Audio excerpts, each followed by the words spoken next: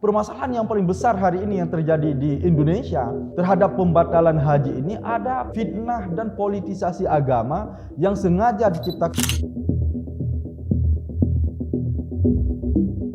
Sago ID, jangan lupa subscribe dan nyalakan loncengnya.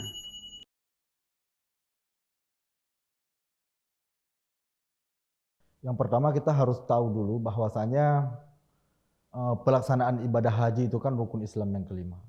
Begitu, melaksanakan ibadah haji ke Baitullah bagi yang kuasa atau bagi yang mampu. Nah, dan itu adalah ketetapan Allah sebenarnya melaksanakan ibadah haji. Nah, mampu di sini yang harus dipahami bukan hanya sekedar mampu secara finansial, tapi mampu di sini juga dipengaruhi oleh mampu menyangkut dengan kesehatan, kemudian mampu menyangkut waktu, jarak tempuh, dan lain-lain sebagainya. Tapi kondisi pada hari ini, pandemi yang terjadi di Indonesia hari ini bahkan sudah menjadi bencana global. Ini adalah salah satu hal penghambat dan ketidakmampuan kita dan negara untuk memberangkatkan melaksanakan ibadah haji ke sana. Nah, persoalan ini kalau kita lihat bagaimana sebenarnya prinsip maqasid syariah yang dijelaskan oleh Imam Asy-Syatibi, bahwasanya ada 5 prinsip, yaitu keselamatan jiwa, keselamatan keturunan, keselamatan agama. Jadi prinsip-prinsip ini yang hari ini kalau kita bawa ke Indonesia atau dengan kondisi yang seperti ini sudah sangat tepat sekali kalau pemerintah membatalkan keberangkatan jamaah haji demi alasan keselamatan. Artinya keselamatan kita juga keselamatan orang lain yang berada di Arab Saudi dalam rangka melaksanakan ibadah haji nantinya. Nah, juga perlu kita lihat bahwasanya sepanjang sejarah pelaksanaan ibadah haji itu kita pernah mengalami 40 kali penutupan Ka'bah atau 40 kali tidak pernah dilaksanakan ibadah haji. Ini secara global. Jadi ada 40 kali itu tidak pernah dilaksanakan ibadah haji sama sekali. Dan itu ditutup total. Nah, yang paling menyedihkan dari 40 kali itu adalah peristiwa yang terjadi pada tahun 930 Masehi. Di mana suku Qarmatain itu dipimpin oleh Abu Tahir Al-Jannabi, yaitu menyerang Ka'bah pada saat itu. Dianggap ritual agama pagan, diserang dan dibunuh sampai 30.000 orang itu terbunuh pada saat itu. Dan celakanya lagi itu adalah Hajar al-Aswad dicuri sama mereka, sama kelompok tadi dicuri Hajar al-Aswad, dan itu tidak dilaksanakan, ditutup Ka'bah dan tidak dilaksanakan ibadah haji sampai 20 tahun kemudian setelah Hajar al-Aswad itu dikembalikan. Nah, secara garis besar dari 40 kali pembatalan itu hampir semuanya disebabkan oleh endemi dan pandemi.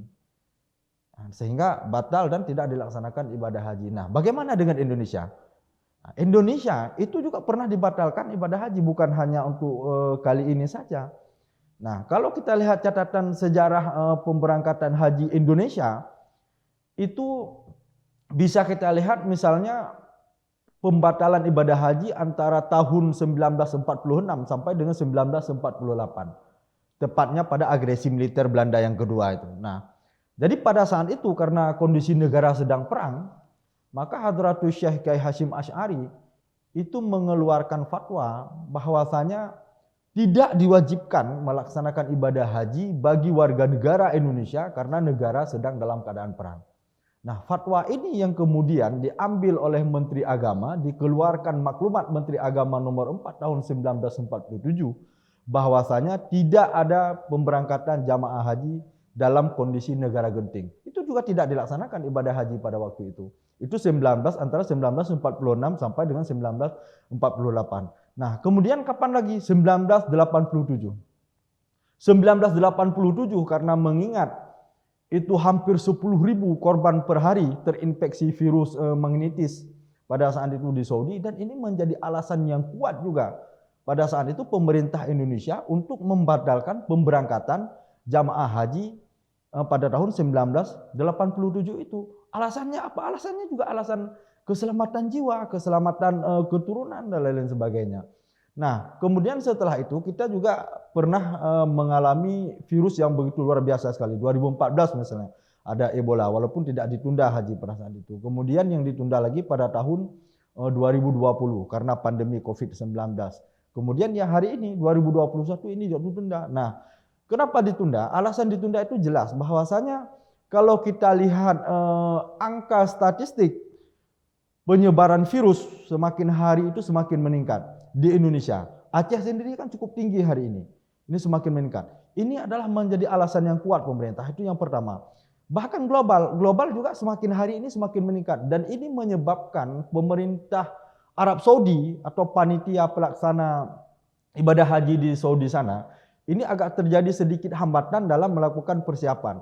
Sehingga menyebabkan pemerintah Saudi jadi terlambat melakukan penandatangan MOU dengan negara-negara yang melakukan ibadah haji nantinya menyangkut dengan kuota, yang akan mengirim ibadah haji menyangkut kuota. Ini agak sedikit terlambat. Nah, dengan kondisi yang begitu singkat hari ini, persiapan yang belum memadai, dan keadaan yang serba ketidakpastian sama sekali, maka saya pikir ketepatan sekali pemerintah Indonesia mengambil keputusan untuk membatalkan keberangkatan jamaah haji dengan alasan keselamatan karena penyebaran virus yang begitu mendunia hari ini, yang begitu meningkat sekali. Dan ini sudah sesuai dengan kaidah fikih yang menyatakan darul mafasid muqaddamun ala jalbil masalih.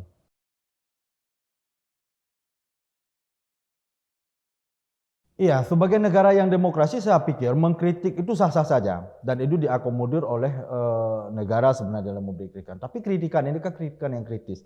Kritikan yang kritis artinya kritikan yang berangkat dari fakta dan data serta sumber-sumber informasi yang akurat dan bisa dipercaya.